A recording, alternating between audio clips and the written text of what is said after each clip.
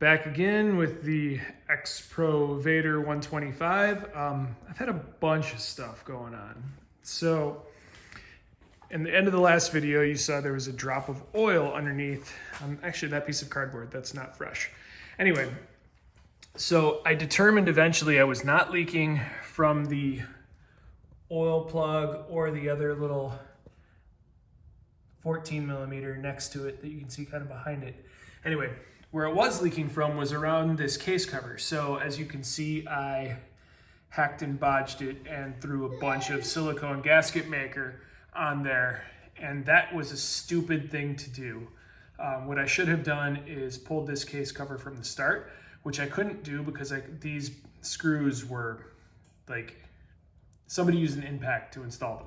So I bought an impact to remove them, and that worked like a charm. They popped right off. Stuck an Allen wrench in it and probably through all the gasket builder.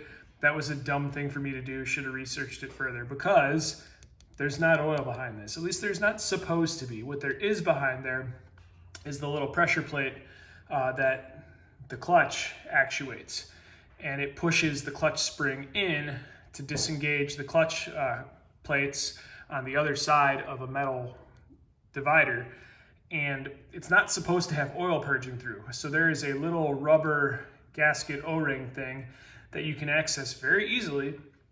And in my case, all I needed to do was push it on. It wasn't fully seated from the factory. So somebody assembled it incorrectly, or my crankcase vent, which I just put all the stuff back together again. I should have taken video before I put it all back together. But my crankcase vent, the way they route this from the factory is forward, and it immediately goes like through this really narrow area that pinches it. That may have been the issue. I just extended mine, and this is temporary. I'll fix it better than this, but that's a fuel line that I have that's zip tied, and there's another hose in between there to kind of hold the two together, but it's just taped right now.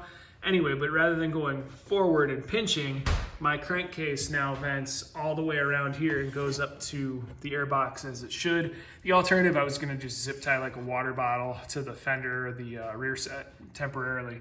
But the point is, if that was getting kinked, the excess pressure building up inside the crankcase could also have pushed that gasket on the other side, on the clutch side, could have pushed that out.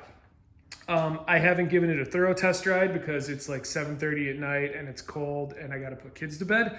But I let this thing warm up in the garage for like 20 minutes while I was putting the plastics back on, was revving it a whole bunch, and then went and ripped around the street a couple times, first, second gear pulls, you know, street speeds that are tolerable for a neighborhood at 7:30 at night on a weeknight.